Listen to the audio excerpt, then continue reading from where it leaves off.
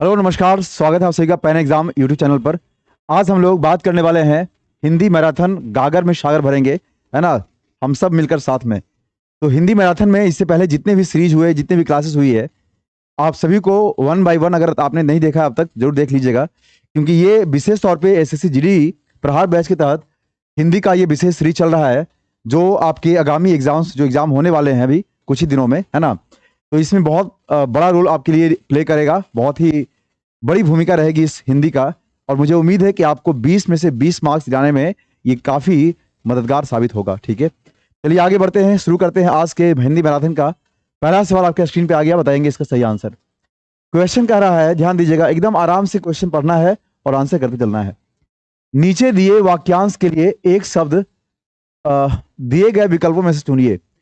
यानी ये जो लिखा है इसी में से इसका सही आंसर क्या हो जाएगा, इसको चुनना है। जिस भूमि में कुछ उत्पन्न ना होता हो उसको क्या बोलते हैं हम लोग? जिस भूमि में कुछ उत्पन्न ना होता हो उसे क्या बोलते हैं? उज्जड़ बोलते हैं, वीरान बोलते हैं, ऊषर बोलते हैं, या उपजाऊ बोलते हैं? देखिए, उज्जड़ तो कोई शब्द होता नहीं है भाई, तो ऑप्शन काट दीजिए ये। वीरान का मतलब होता है एकांत जगह। क्या होता है? वीरान का मतलब होता है एकांत जगह, कह सकते हैं जहां कोई नहीं हो, पूरी तरह से सुनसान जगह, सुनसान या वीरान होता है ना। चलिए, ऊसर मीन्स क्या होता है बताइए? ऊसर का मतलब होता है बंजर। क्या होता है? ऊसर का मतलब होता है बंजर।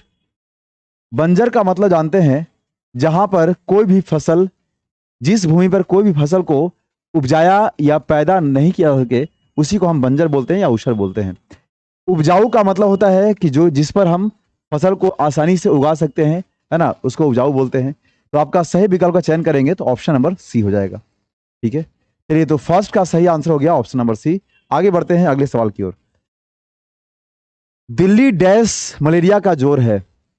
बहुत ही ध्यान से पढ़ के आंसर करेंगे, क्योंकि हिंदी में क्या होता है कि कई बार दो दो ऑप्शन पे जाके फंस जाते हैं आप।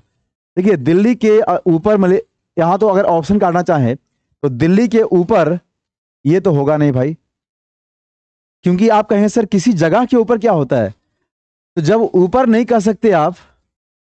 लेकिन देखिए, अभी आप लोगों का कितना बड़ा मतलब समस्या है यहाँ जुड़ा हुआ। दिल्ली के ऊपर मलेरिया का जोर है, ऐसा आप नहीं कह रहे हैं खुद, क्योंकि आपको लग रहा है कि ऐसा बोलना गलत होगा। लेकिन ये आपको सही जरूर लग रहा होगा कि दिल्ली के अंदर या दिल्ली के भीतर मलेरिया है। हालांकि दिल्ली के भीतर ही बहुत सारे लोगों को मतलब सुनने में अटपटा जरूर लग रहा होगा, लेकिन दिल्ली के अंदर ये बात अच्छा लग रहा होगा और आके यहाँ पे आप फंस जाएंगे आप। लेकिन देखिए, कहने का मतलब ये है कि जब भी कोई प्लेस या जगह की बात हम करते हैं, तो वहां पर अगर किसी भी चीज का फैल गया या फिर कोई भी चीज वहां पर पहले से मौजूद है, तो वहां पे उसके अंदर नहीं बोलते हम। अंदर का मतलब होता है किसी भी क्षेत्र के अंदर के अर्थ में, ठीक है ना। तो यहाँ पर अंदर नहीं बोलेंगे, उस पूरे एरिया में, यानी पूरे दिल्ली में। ठीक है, तो ऐसा जो शब्द है ये व्याकरण के तौर पर कहना गलत है।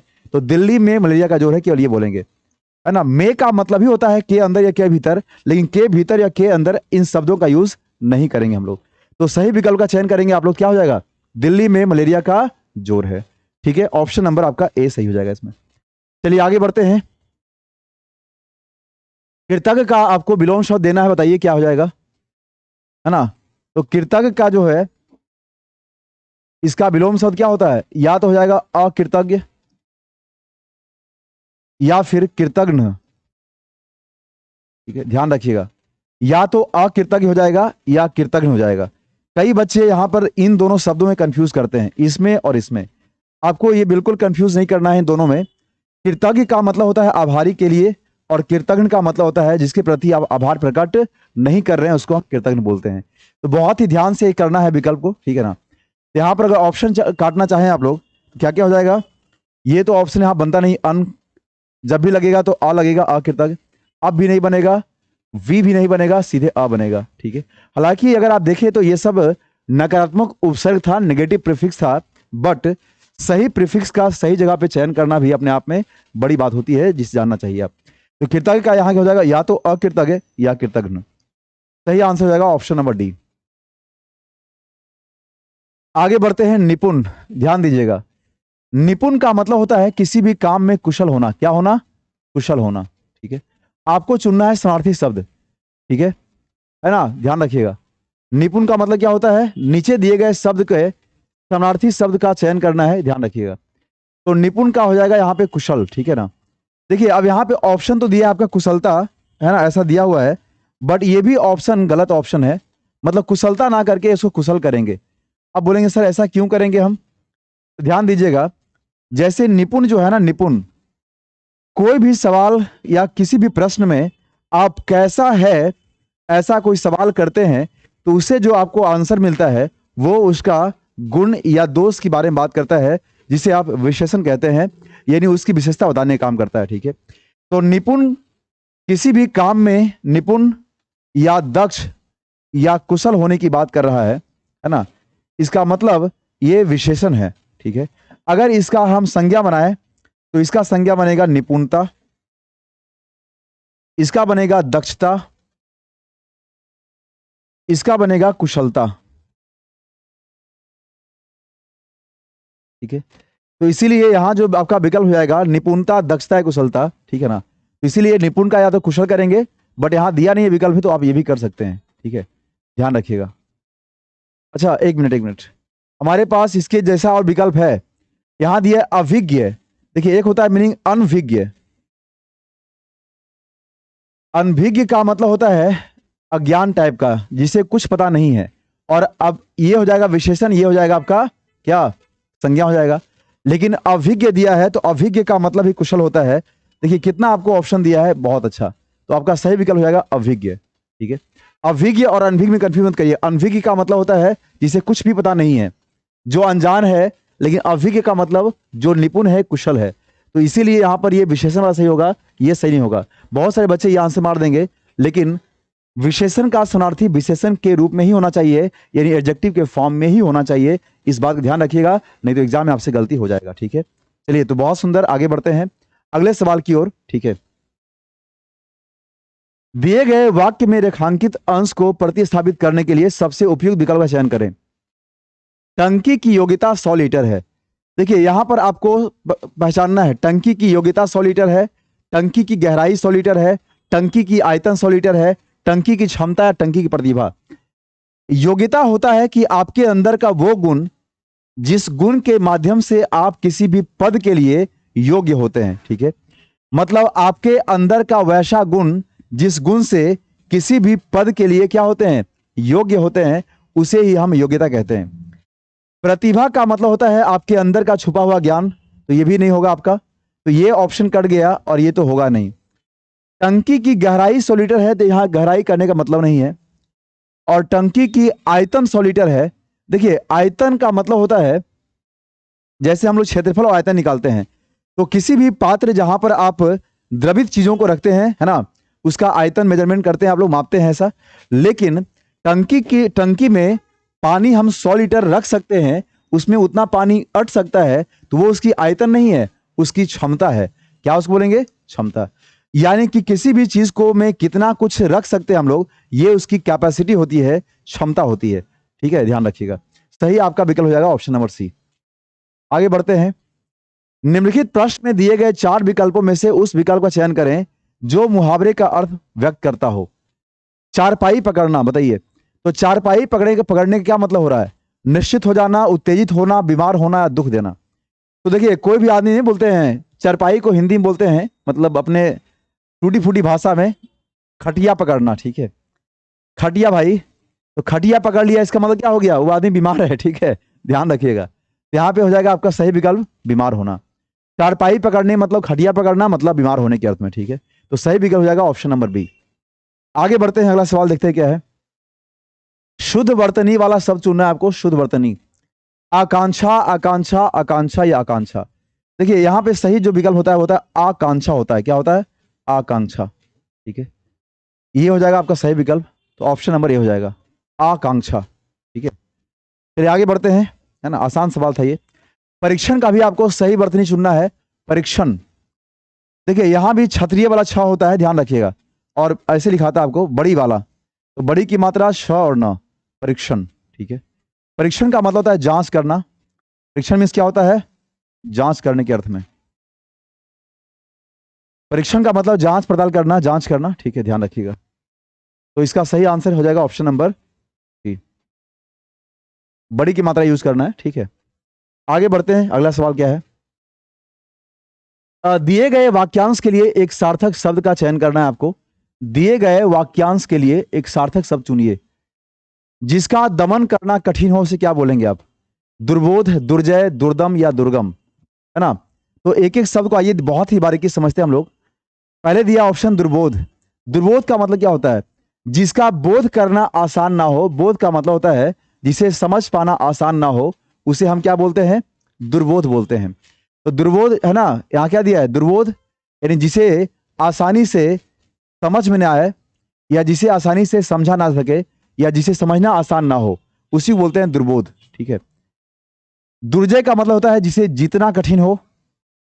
ठीक है, उसे दुर्जय बोलते हैं हम लोग। दुर्गम का मतलब होता है जहां पहुंचना कठिन हो, यानी जिस रास्ते पर चलना या पहुंचना कठिन हो उसे हम बोलते हैं दुर्गम रास्ता। जिसे जितना मुश्किल हो, है ना, उसे दुर्जय बोलते हैं, और जिसको समझना मुश्किल हो उसे दुर्बोध बोलते हैं। तो जिसका दमन करना कठिन हो उसे दुर्दम बोलेंगे। ठीक है, तो ये आपका ऑप्शन हो गया, है ना।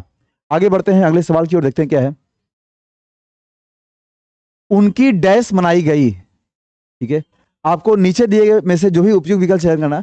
तो उनकी जन्मदिन मनाई गई। देखिए, जन्मदिन जो होता है ना, ये हम लोग अगर लिंग की बात करें तो इसे हम पुल्लिंग मानते हैं। उनका जन्मदिन मनाया गया, ऐसा। ठीक है, उनकी नहीं, उनकी मतलब किसी भी व्यक्ति के लिए जो दिए गए शब्द है, उनका विवाह तो यहाँ होगा नहीं, तिरोधान नहीं।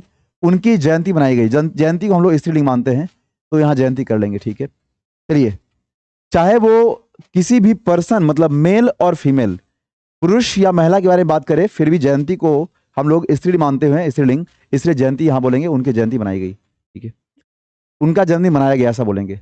यहाँ पे देना है समार्थी शब्द, बताना है आंख का समार्थी शब्द क्या होता है। तो आप जानते हैं आंख का समार्थी शब्द होता है नयन, है ना, लोचन, चक्षु। ठीक है, ध्यान रखिएगा। तो नयन, लोचन, चक्षु, अक्षि, दृष्ट और अंबक, ये सब नयन का क्या है, यानी आंख का पर्यायवाची समार्थी शब्द है। यहाँ पे अगर ऑप्शंस चुने आप तो सही विकल्प हो जाएगा ऑप्शन नंबर सी, लोचन। ठीक है। गगन का होता है व्योम, नभ, आकाश, गगन या फिर फलक, या अंबर कह सकते हैं आप लोग इसको, है ना। क्या कहेंगे इसमें? अंबर। वहां पे अंबक था, यहाँ पे अंबर कह सकते हैं। आसमान कह सकते हैं। ठीक है, ध्यान रखिएगा। दूरदर्शी का मतलब क्या होता है? जो बहुत दूर की सोच रखता है उसे दूरदर्शी बोलते हैं, है ना। यानी जो भविष्य के बारे में सोचता है उसे क्या बोलेंगे? दूरदर्शी बोलेंगे। जबकि सर्वदर्शी का मतलब होता है सब कुछ देखने वाला। जो सब कुछ देखता है उसे सर्वदर्शी कहेंगे, और जो दूर तक देखता है उसे दूरदर्शी कहते हैं। ध्यान रखना है। तो बहुत सुंदर यहाँ पे ये हो गया। आगे बढ़ते हैं अगले सवाल की ओर, देखते हैं क्या है। बेटी पिताजी के साथ चलने वाले थी, जाने वाले थी, जाने वाली थी, जाने वाला था। देखिए, पहले तो यहाँ पे थी कर दिया स्त्रीलिंग, तो ये तो ऑप्शन कट गया। चलने वाले और जाने वाले अगर है दिया हुआ तो वहां पर पहले होना चाहिए था थे, यानी बहुवचन की बात कर रहा है, तो ये भी ऑप्शन कट गया। आज जब किसी भी सवाल का 3 ऑप्शन कट जाता है तो डायरेक्ट आपको क्या होता है? नौकरी लग जाता है। मतलब आपके आंसर सही होंगे, और आंसर सही होंगे तो आपका जॉब हो जाएगा, जॉब हो जाएगा तो ब्याह हो जाएगा, है ना। यानी किसी भी सवाल का जब 3 ऑप्शन कट जाता है तो डायरेक्ट ब्याह होता है, शादी होती है आपकी। ठीक है, चलिए आगे बढ़ते हैं। सही विकल्प हो जाएगा ऑप्शन नंबर 3, ध्यान रखना है। अगर आप चाहते हैं कि आपका ब्याह जल्दी सुनिश्चित हो जाए तो किसी भी क्वेश्चन में 3 ऑप्शन जो गलत हैं उसको काट देना है केवल। ठीक है, यही काम करना है जिंदगी भाई। लेकिन आप तो ऑप्शन को भी ऐसे काटते हैं, जैसे मत पूछिए, ऐसे करते हैं जैसे यहाँ पे ऑप्शन सही था सी नंबर। ठीक है, आप कहेंगे पता नहीं, ऐसा लग रहा है कि सी ऑप्शन तो होगा ही नहीं, ए और बी भी नहीं होगा, लग रहा है डी ऑप्शन हो जाएगा। तो भाई जो पहले ऑप्शन होने के चांसेस 100% है, आपने कॉन्फिडेंस से उसी को पहले काट दिया। ऐसा नहीं करना है, ये सब महापाप है भाई। और ऐसा पाप क्यों करेंगे आप बताइए?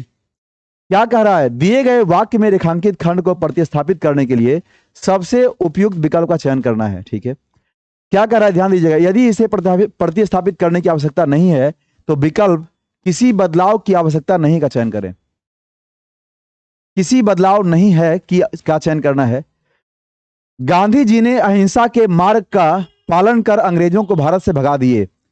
एक बात यहां ध्यान रखिएगा, गांधी जी ने, हालांकि गांधी जी को हम लोग सम्मान के भाव से देखते हैं, इसीलिए कर दिए, ऐसा हो गया, है ना, इस तरह की बात अगर लिखेंगे तो गलत नहीं होगा। लेकिन गांधी जी ने अहिंसा के मार्ग का पालन कर अंग्रेजों को भारत से भगा दिए, ये बात सम्मान सूचक के अर्थ में तो सही है, लेकिन व्यवहारिक दृष्टिकोण से आप देखें तो व्याकरण के दृष्टिकोण से ऐसा यूज करना गलत हो जाएगा। गांधी जी ने या किसी भी महापुरुष ने या कोई व्यक्ति ने अंग्रेजों को भारत से क्या किया? भगा दिया, ऐसा बोलेंगे। ठीक है, यानी पालन कर अंग्रेजों को भारत से भगा दिया, सही विकल्प हो जाएगा ऑप्शन नंबर ए। ठीक है, लेकिन अगर इसमें इस तरह का वाक्य दिया होता, जैसे अगले सवाल को और देखते हैं हम लोग, महात्मा गांधी भारत के राष्ट्रपिता माना जाता है। देखिए, अब दोनों बात में अंतर समझिएगा, यहां भी महात्मा गांधी है, लेकिन यहां पर जाता है शब्द गलत है। ठीक है, यहां पर जाता है शब्द गलत है, जबकि भगा दिए यहां गलत था। अब बोलेंगे सर दोनों बात में तो विरोधाभास हो गया, अब कैसे किसको सही मानेंगे और किसे गलत मानेंगे, इसका क्या तरीका होगा? तो इसका यही तरीका है बाबू कि जैसे यहां जो दिया है महात्मा गांधी भारत के, अगर हम यहां भारत का बोलते कि महात्मा गांधी भारत का राष्ट्रपिता माना जाता है ना, तो ऐसा कहना सही तो होता, लेकिन यहां पर एक सम्मान सूचक राष्ट्रपिता का यूज कर रहे हैं, तो लेखक यानी जो भी बात कहना चाह रहे हैं, लिखना चाह रहे हैं, या हम लोग इस बात को बोल रहे हैं, ठीक है, तो एक कम से कम एक भारतीय होने के नाते किसी भी महापुरुष का सम्मान तो इस अर्थ में होना चाहिए कि जो उपाधि से उन्हें नवाज रहे हैं, उपाधि के साथ आप सम्मान सूचक शब्द का यूज करें। ठीक है, इसीलिए यहां पर इस तरीके का बात लिखना गलत है, तो यहां पर के लिखे हैं, तो यहां पर माना जाता है नहीं, बल्कि राष्ट्रपिता माने जाते हैं, ऐसा बोलना पड़ेगा। ठीक है, माने जाते हैं, तो महात्मा गांधी भारत के राष्ट्रपिता माने जाते हैं, ऐसा बोलेंगे। ऑप्शन नंबर आपका हो जाएगा 3। ठीक है, चलिए आगे बढ़ते हैं अगले सवाल की ओर, देखते हैं क्या है भाई अगला सवाल। मुझे तो कहा गया था कि आप तैयार हैं, इसमें कोई त्रुटि नहीं है, क्या है चुनना है आपको, है ना। मुझे तो कहा गया था, देखिए मुझे तो नहीं, या तुम जैसे क्या बोलते हैं, कोई काम करना हो तो नहीं बोलते कि हमने उनसे कहा था यानी उससे कहा था, तो मुझे नहीं भाई, मुझसे तो कहा गया था, मुझे नहीं बल्कि क्या, मुझसे। सही हो जाएगा ऑप्शन आपका 1 नंबर। ठीक है, आगे बढ़ते हैं अगले सवाल की ओर, देखते हैं। चलिए आइए गद्यांश पढ़ते हैं, बहुत ध्यान से पढ़िएगा, इसमें कम से कम आपका 5 में 5 अंक फिक्स होना चाहिए, ध्यान रखिएगा। तुलसीदास को ईश्वर प्रेम की झलक डैश के रूप में मिली, यानी तुलसीदास को ईश्वर प्रेम की झलक मिली, लेकिन डैश के रूप में मिली, क्या मिली? भक्ति के रूप में, श्री रामचंद्र के रूप में, ईश्वर सेवा के रूप में, या मानव सेवा के रूप में। देखिए, इसको अगर और स्पष्ट करना हो तो हम थोड़ा पहले आगे पढ़ते हैं। उनके ग्रंथों विशेषतया श्री रामचरितमानस के द्वारा उन्होंने वेद शास्त्र सम्मत का प्रचार किया। हमारी डैश का आधार ही वेद शास्त्र स्मृति अधिग्रंथ है। तुलसीदास ने उस संस्कृति के डैश पक्ष की रक्षा की और हमारे सम्मान कई आदर्श प्रस्तुत किए। उन्होंने श्री रामचंद्र जैसे आदर्श चरित्र द्वारा हमारी पारिवारिक डैश की स्थापना की, सत्य और पौरुष की प्रेरणा दी। देखिए, यहां पे श्री रामचंद्र शब्द का यूज किया गया है ना, चूंकि तुलसीदास जानते हैं रामायण, है ना, रामचरितमानस का रचना किया, तो आपको यहां लग रहा होगा श्री रामचंद्र यहां पर सही विकल्प का चयन कर देंगे, लेकिन आप खुद से कॉमन सेंस से सोचिए। आप लोग कोई भी बड़े से बड़े लेखक हों या कोई व्यक्ति जो महान व्यक्ति है, अगर उनसे कहा जाए या फिर उनके अपने भाव को स्पष्ट करने के लिए कहा जाए, तो आपको क्या मिलेगा कि तुलसीदास जो है जब ईश्वर प्रेम की बात करते हैं, ईश्वर के झलक की बात करते हैं, तो वहां पर क्या दिखता है?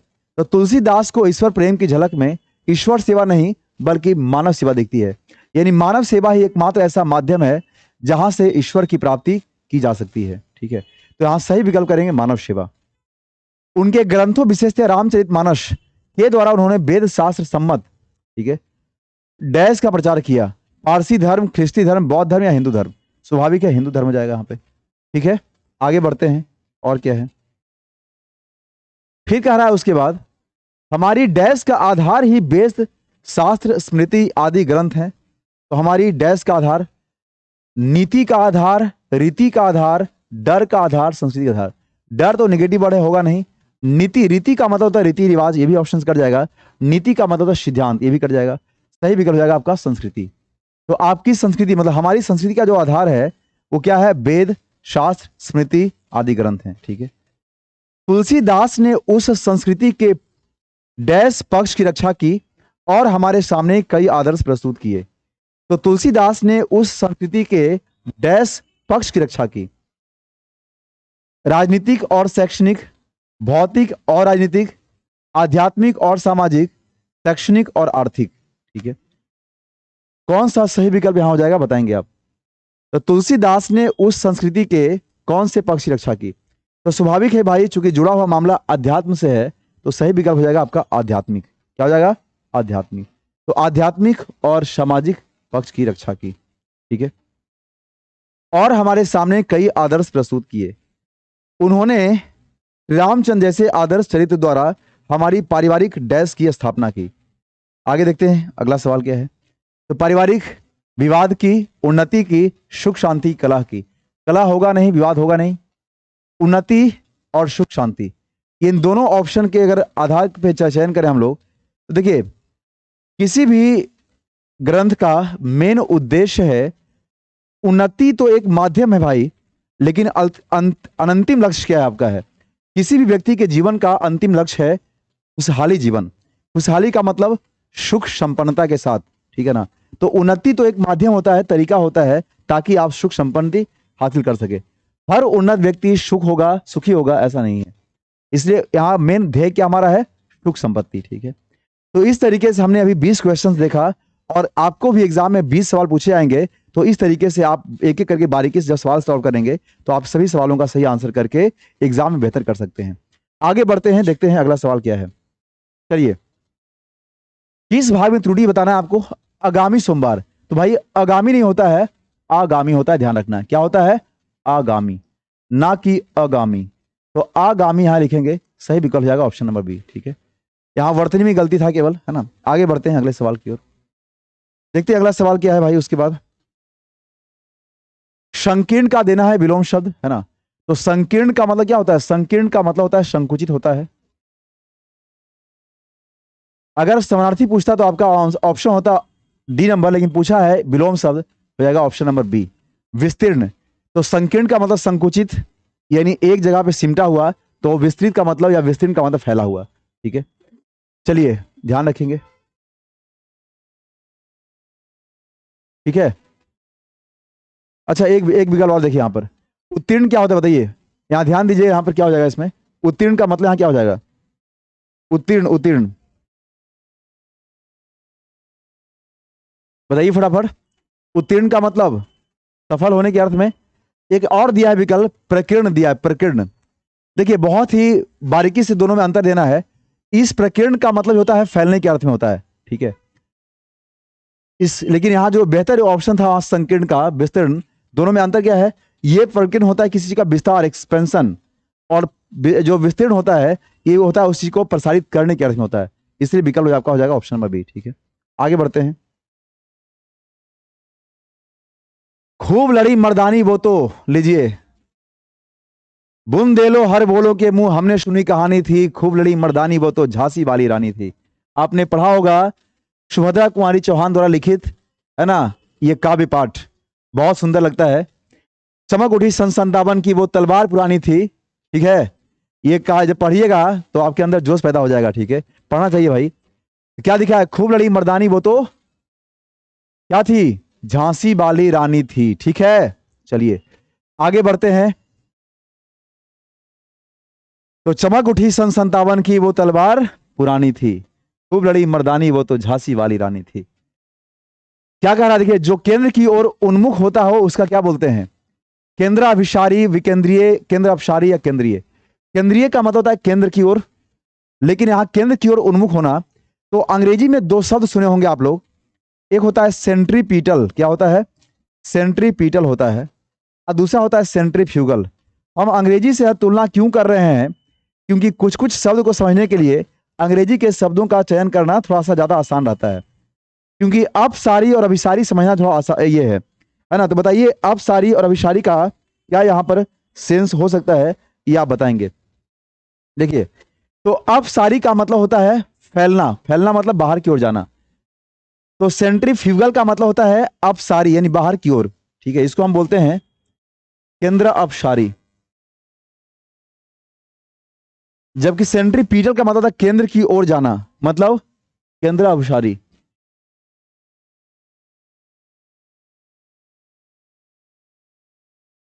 ठीक है, तो दोनों जो विकल्प को हम लोग देखें यहां पर, ठीक है ना, तो यहां पर आपको यही ध्यान रखना है, इसमें बारीकी से अगर करें आप तो यहां सही विकल्प का चयन आपका करेंगे तो जो केंद्र की ओर उन्मुख होता हो उसे क्या बोलेंगे, तो उसे हम बोलेंगे केंद्र विसारी बोलेंगे। ठीक है, जबकि केंद्र अपसारी का मतलब होता है केंद्र के बाहर की ओर। ठीक है, यहां सही आंसर हो जाएगा ऑप्शन नंबर ए।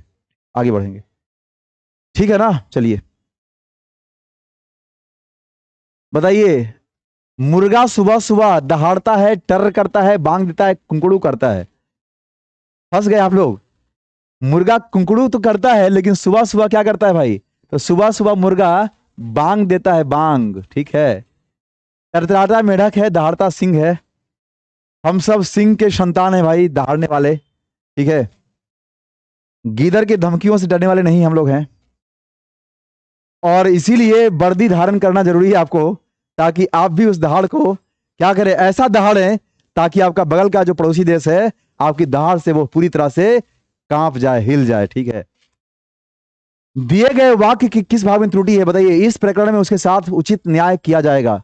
सेंटेंस लिखा है, वाक्य लिखा है, इस प्रकरण में उसके साथ उचित न्याय किया जाएगा। बताएंगे इस क्वेश्चन का सही विकल्प। बहुत सुंदर क्वेश्चन दिया है, बताइए फटाफट। देखिए ध्यान से, न्याय शब्द का मतलब क्या होता है, न्याय का मतलब होता ही है कि जो चीज या जिस चीज के माध्यम से आपको उसमें बेहतर करने का अवसर मिल रहा है, न्याय का मतलब ये होता है ना। तो यहां पर न्याय के साथ उचित शब्द का जो यूज करना, ये उचित गलत है, मतलब ये सही नहीं है। तो सीधे इस प्रकार में उसके साथ न्याय किया जाएगा। उचित न्याय क्या होता है भाई, ठीक है, न्याय का मतलब ही होता है उचित, न्याय का मतलब ही होता है उचित, वहां पे उचित शब्द जोड़ने की जरूरत नहीं है। तो सही विकल्प हो जाएगा आपका ऑप्शन नंबर बी। आगे बढ़ते हैं। पौ 12 होने का मतलब क्या होता है बताइए, पौ 12 होना, पौ 12 होने का मतलब होता है खूब लाभ कमाना है। ठीक है, आम के आम और गुठलियों के दाम, दोनों हाथ में लड्डू होना। ठीक है, पौ 12 होने का मतलब। चलिए आगे बढ़ते हैं, अगले सवाल की ओर देखते हैं। क्या है अगला सवाल भाई आपका, सही वर्तनी वाले शब्द का चयन करना है, बताना है यहां पर पारस्परिक का सही विकल्प। देखिए पारस्परिक का सही आपका ऑप्शन रहेगा ऑप्शन नंबर ए, पारस्परिक। इसका मतलब होता है आपसी, है ना, यानी आपस में, पारस्परिक मतलब आपसी बोल सकते हैं। चलिए आगे बढ़ते हैं, अगले सवाल की ओर देखते हैं। क्या है भाई, सही वर्तनी वाले शब्द का चयन करना है। षष्ठ दिया है, षष्ठ दिया है, षष्ठ दिया है, तो भाई देखिए षष्ठ नहीं होता है, ये षष्ठ नहीं होता है, क्या होता है, षष्ठ होता है, षष्ठ, षष्ठी होता है ना कि षष्ठी, षष्ठी। ठीक है, जिसको खष्ठी बोलते हैं हम लोग, है ना, षष्ठी नो की षष्ठी। ठीक है, चलिए आगे बढ़ते हैं, सही विकल्प हो जाएगा ऑप्शन नंबर बी। अगले सवाल की ओर बढ़ते हैं, अगला सवाल देखते हैं क्या है भाई, आगे बढ़िए। इतिहास का जानकार क्या बोलते हैं उसको हम लोग, प्राग ऐतिहासिक, इतिहासज्ञ, या ऐतिहासिक या पुरातात्विक।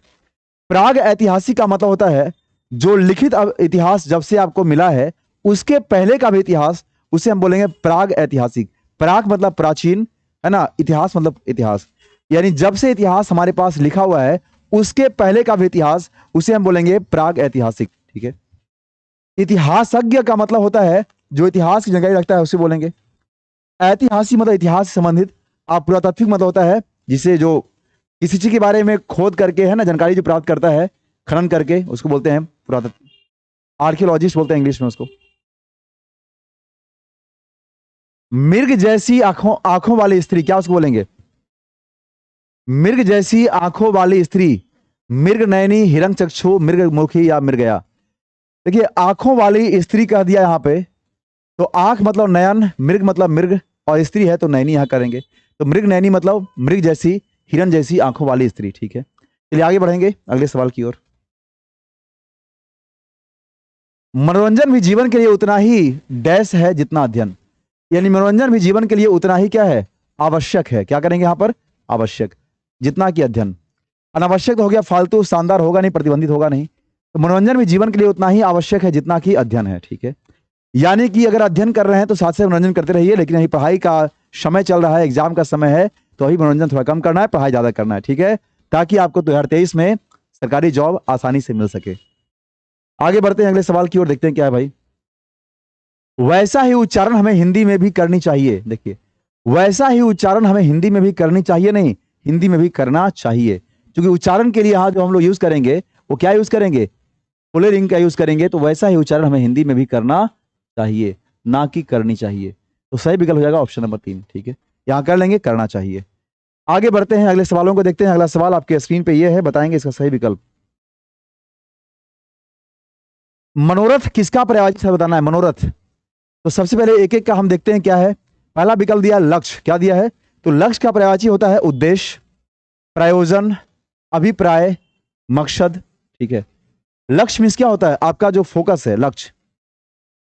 उसके बाद फिर दिया है लालच, लालच क्या होता है, लोभ, कृष्ण, प्रलोभन, लिप्सा, किसी चीज के प्रति अपनी आकर्षण होना।